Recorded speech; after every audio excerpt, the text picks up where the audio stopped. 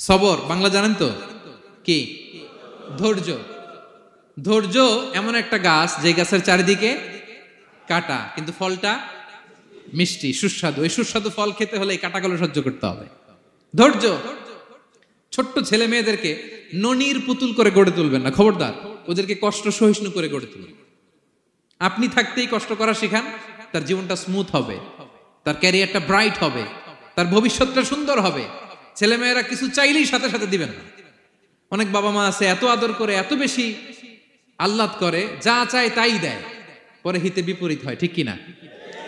ছেলে মেয়েকে অভাব শেখান, ছেলে মেয়েকে কষ্ট শেখান, ওদেরকে সংগ্রাম শেখান, প্রতিকূল পরিবেশে কি করে টিকে থাকতে হয় এটার সবক শেখান। সেদিন লোকমান তাই করলেন, ছেলেরা সবর শিখাইলেন যে বাবা ধৈর্য ধারণ করো, আতঙ্কিত হবা না। জীবন এটা সহজ নয়, জীবন চলার পথ সহজ নয়, এটাকে সহজ করে নিতে হয়। কখনো সবর করে, কখনো ক্ষমা করে, কখনো অন্যকে ইগনোর করে, কখনো দোয়া করে, কখনো আল্লাহর উপর তাওয়াক্কুল করে, ঠিক কিনা? ছেলে মেয়েকে আদর করে বোঝাবেন, বাবা এখন তুমি বাবার হোটেলে খাও, মায়ের হোটেলে ঘুমাও। সারা জীবন এমন চলবে না, দুনিয়াটা বড্ড কঠিন, এখানে কেউ কাউরে জায়গা করে দেয় না, নিজের জায়গা নিজেরই করে নিতে হয়, ঠিক কিনা?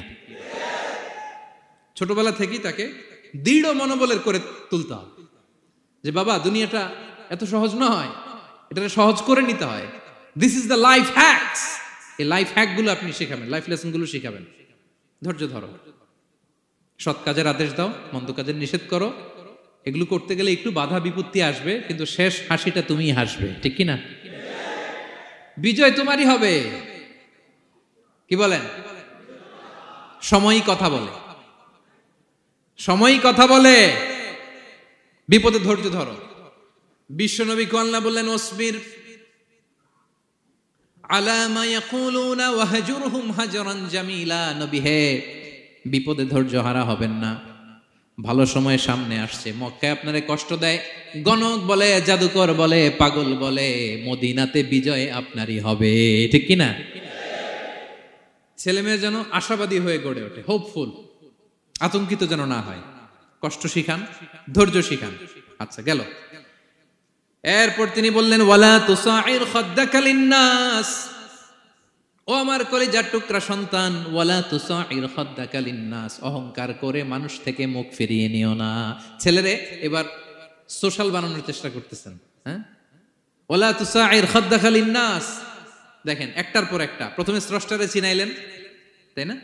এরপরে স্রষ্টার ক্ষমতা সম্পর্কে শিখাইলেন, এরপরে আধ্যাত্মিকতা শিখাইলেন, এরপরে ইবাদত কি সেটা জানালেন, এরপরে তিনি সোশ্যাল এঙ্গেজমেন্ট কিভাবে করবেন, সোশ্যাল রিফর্ম কিভাবে করবেন শিখালেন। এবার মানুষের সাথে কিভাবে মিশতে হয় সেটা শিখাচ্ছেন। মানে পিপল ওরিয়েন্টেড হও। ওয়ালা তুসাইর খাদ্দাকা লিন্নাস। অহংকার করে মানুষের থেকে মুখ ফিরিয়ে নিও না, মুখ ছিটকাবে না। মানুষকে সম্মান করো, মানুষের সাথে মেশো, বি পিপল ওরিয়েন্টেড। আমাদের অনেক ছেলে মেয়েরা মানুষের সাথে মিশতে পারে না।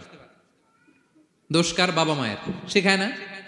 একটা সময় আমাদের মনে আছে, ছোটবেলায় মেহমান আসলে আমরা এত খুশি হইতাম, কি বলেন? মেহমানের কাছে যাইতাম, সূরা শোনাইতাম, কবিতা শোনাতাম, এটা খেলতাম, ওইটা করতাম, যাওয়ার সময় আমাদেরকে টাকা দিয়ে যেত, হায় রে খুশি।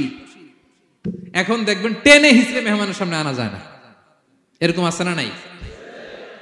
অনেক ফ্যামিলিতে এরকম আছে যে তারা সারাদিন ডিভাইস নিয়ে, এই ডিভাইস আসক্তি এত মারাত্মক পর্যায়ে পৌঁছেছে যে তারা মানুষের সাথে মিশতে পারে না। এই পাবলিক ওরিয়েন্টেশনটা অনেকের নাই, পিপল ওরিয়েন্টেশন নাই। অনেক ছোট বাচ্চা, মেহমান আসছে, তুমি একটু আসো, সালাম দাও, বসো, আসতে চায় না, বসতে চায় না, কারণ ওরা শিখানো হয় না। সারাদিন দিয়ে রাখছে কি হাতে? মোবাইল। এই জন্য ছোটবেলা থেকে আমরা যেন সামাজিক বানাই, বাচ্চাকে যেন শেখাই, বাবা মুরব্বীকে দেখলে সালাম দিতে হবে, কি করতে হবে, ওরা শিখাবেন। অনেক সময় ছোট বাচ্চারা না বুঝে দারোয়ানের সাথে খারাপ আচরণ করে, ঘরের কাজের বুয়ার সাথে খারাপ আচরণ করে, ড্রাইভারকে বকা দেয়, আছে না নাই? ভদ্রতা, ডিসেন্ট ম্যানার আপনি শিখান নাই তো, ও শিখবে কোত্থেকে? এই তো শুরুতেই বললাম যে গরুর পেট থেকে বেরোলে গরু হয়, কিন্তু মানুষের পেট থেকে বেরোলেই ওটা মানুষ হয় না। ওটারে মানুষ বানাতে হয়, দিনের পর দিন, মাসের পর মাস, টিউনিং করে, পলিশিং করে, গাইড করে করে মানুষের মতো মানুষ বানাতে হয়। তাহলে ছেলেনে বললেন ওয়ালা তুসাইর খাদ্দাকা লিন্নাস, তোমার চেহারাকে মানুষ থেকে ফিরিয়ে নিও না, গণমুখী হও, মানুষের সাথে মেশো। ছেলে মেয়েদেরকে এটা বলবেন। শহরে থাকলে মাঝে মাঝে গ্রামে নিয়ে যাবেন, কাদার মধ্যে ছেড়ে দিবেন, হাট বেটা, হ্যাঁ, কাদায় ছেড়ে দিবেন, পুকুরে ছেড়ে দিবেন, দৌড়াদৌড়ি করতে করতে তারপরে তারা শিখবে, দেখবে। মাছ, জ্যান্ত মাছ দেখে নাই আমাদের অনেক ছেলে মেয়ের, আছে না নাই? ওরা ভাবে মাছ বোধহয় ওই ইয়ের মধ্যেই পাওয়া যায়, শপিং মলেই পাওয়া যায়, ফ্রিজের মধ্যে থাকে, এরপরে এটা খাইতে হয়। জ্যান্ত মাছ দেখলে দেখবেন ভয় পেয়ে গেছে, কারণ শেকড়ের সাথে এদের কোনো সম্পর্ক নাই। এরা যেন গণমুখী হয়, শেকড়ের সাথে যেন এদের সম্পর্ক থাকে। হ্যাঁ, এটাই দেখেন, এই উপদেশটা কয় হাজার বছর আগের। মনে হচ্ছে যেন আজকের পরিস্থিতি দেখে দেখে লোকমান আলাইহিস সালাম ছেলেকে অ্যাডভাইস করতেছেন। সুবহানাল্লাহ বলবেন না? ওয়ালা তুসাইর খাদ্দাকা লিন্নাস, মানুষ থেকে মুখ ফিরিয়ে নিও